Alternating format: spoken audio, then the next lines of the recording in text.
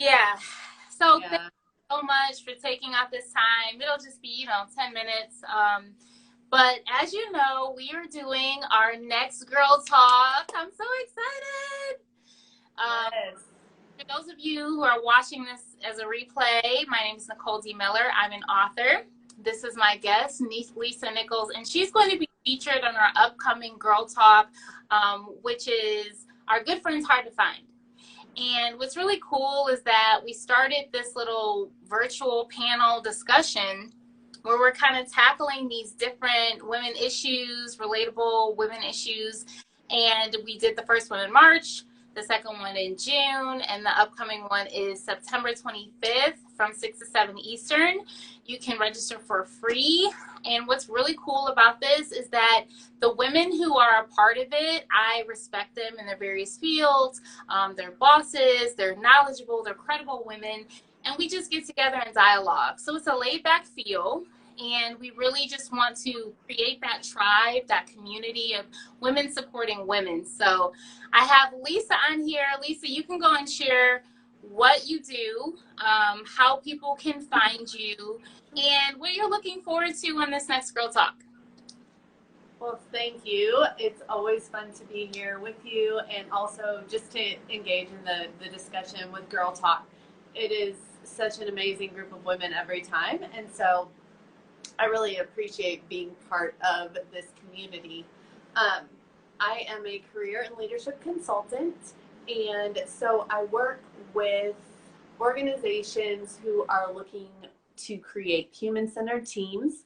I do workshops, team trainings, assessments, like organizational assessments, and also one-on-one coaching. So I work with people, I do a lot of executive coaching. I also do career coaching for making those career transitions. You can follow me here on Instagram. Love Your Niche is my handle. That's my company name. And also, you can visit my website, lisanicholsconsulting.com, where I have a blog and I have more information there as well, or connect with me on LinkedIn. But what I'm looking forward to, I'm really excited about having this conversation because I feel like we as women have so many pressures on us and things that we're trying to perform a lot of times for the people in our lives or at work or, in so many different areas. And I think that there is maybe some type of internal pressure that we feel sometimes to do it ourselves or be able to handle anything. And we go through a lot of really hard stuff. And the reality is that we need people, we need friends, we need people who are going to be there for us.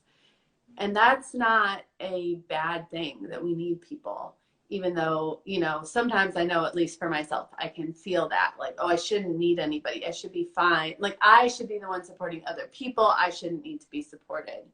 And so I think it's so essential to have that community and people who can support you, who will be there with you in the really hard things.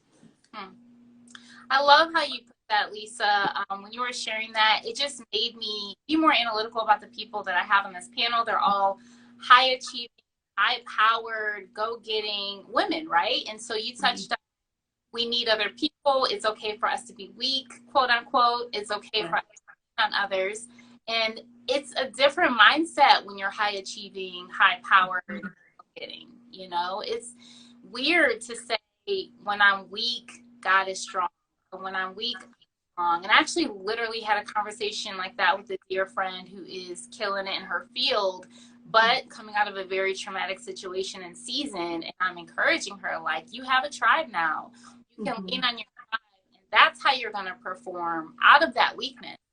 But it's such a shift in your mindset because in our culture, we're taught that weakness is a bad thing.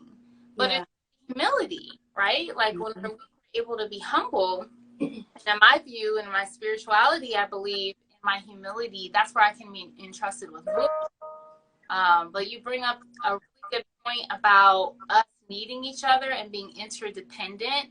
I don't even like that word need. I'm be honest. It's want to have needs, you know. Like, I just Yeah, I that's just real. sufficient and self-fulfilling, I guess. Like, but in my own journey, when I look at where I've gotten to, I didn't do it alone. There's no way I can take credit for that.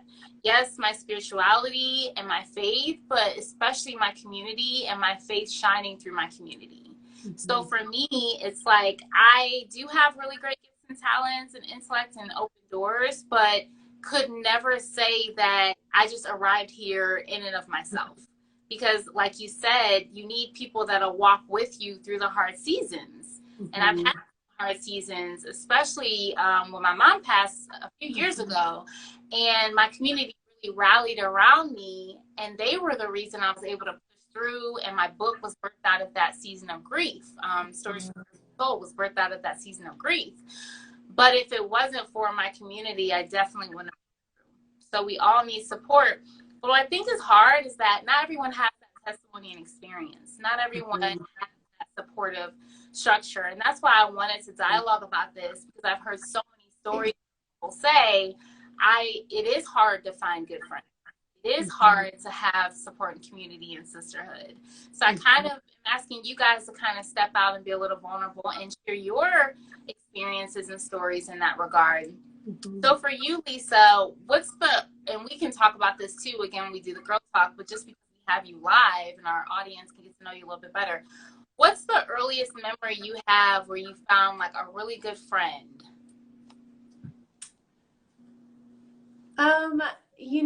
I think probably one of my early friends was actually my second cousin. She lived down the street from me. So like we literally were like a block apart.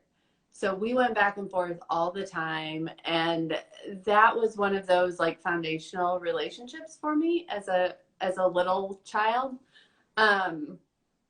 Yeah, that was one of the first ones that comes to mind. I mean, I had different little friends, but that was one that like we spent a lot of time together because we were close, and so we got to hang out a lot, and that was really cool.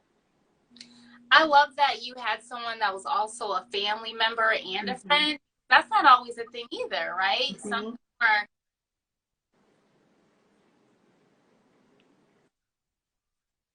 people don't have close family, but you found a tribe in both. And I think when you're young like that, it's such a vulnerable time where those are the first experiences are kind of going to shape maybe your future expectations or your future experiences. So I love that you had that really young.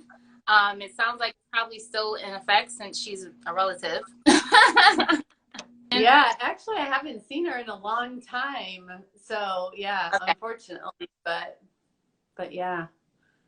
I think when you have those childhood relationships, the significance is that we're all going to grow and mature and change. And so maybe relationships change as well. Maybe they're seasonal, the same.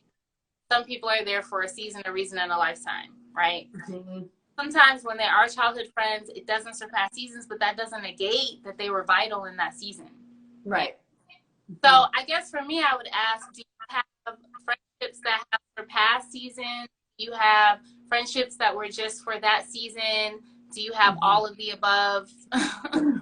Yeah, definitely. I have all of the above, and I'm really blessed because I would say that like probably my closest friendships that I have today, most of them have been like 10 years or more. Like, the core group of people, again, I have other friends, but like the core, like few that I'm like, a lot of them I've been knowing for a while. So that's a huge gift.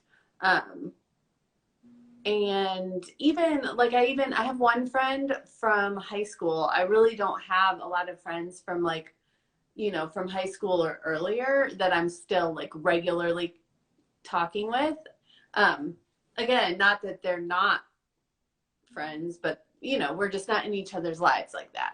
And so, but I do have one from high school, and we still keep in touch. And so that's like my longest term probably relationship.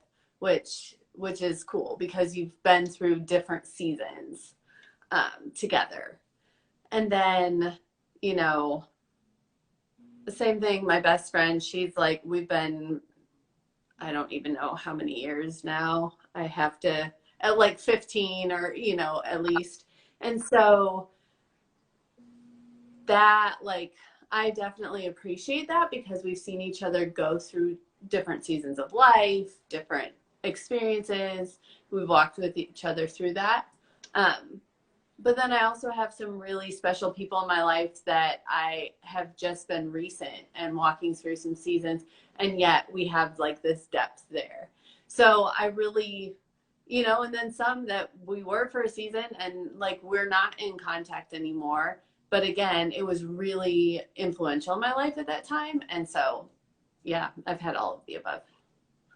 And that's beautiful. I mean, I know that friendship is, it sounds like you've been the recipient of that gift in a variety of seasons of your life. And I know you've moved around as well. So I don't know if that has impacted you with establishing relationships and connections. But you definitely seem like a great resource for someone that has a similar journey. So what would you share to someone who was struggling with making those connections, building community, building relationships, especially if they've moved around? Mm-hmm. So it's interesting that you ask that because at one point in my life, I was kind of, you know, when I was like college and stuff, I was like, oh, you know, if I have a really short time, like I'm not going to get very close to people because it's just not that long or whatever.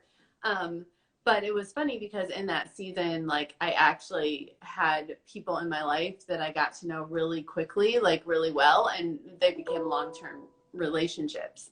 And so what I've learned is that, you know, that served me well also, like when my husband was in the military. And so we knew we would only be somewhere for a few years. But if you approach it not with this mindset of like, I'm not here very long, then it just changes everything. So if you go in and you're just there and you're yourself and you want to connect with people and you're not like holding back because, well, I'm only going to be here a couple of years, then you end up with really great relationships anyway. And it's amazing like how quickly you can connect with people when you have that mindset. And I guess I should say also, sometimes it's hard though, because like, you know, when you move or something and you're in a situation where you're not meeting people, you're not meeting tons of people, it makes it harder to actually like build those relationships. And it always takes longer than you feel like it should. So if you've been somewhere, you live there for like 6 months or something, and you're like, oh, or 9 months even, you're like, I don't even have any friends.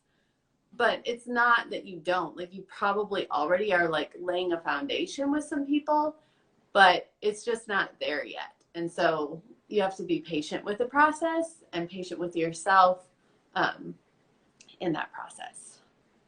I love what you shared. I feel like the tips that you gave are, you have to change your mindset that just because you're somewhere for a short period of time, quote unquote, that doesn't mean that you can't have a deep, meaningful relationship that happens fast, that has depth, that has deep connection, that some people it takes years to build that relationship with someone, but other people this kindred spirit and it can happen like that, right?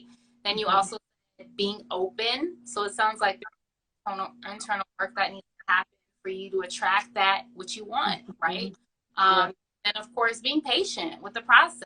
Sometimes it won't happen overnight, but that doesn't mean it won't happen. So again, like that mindset.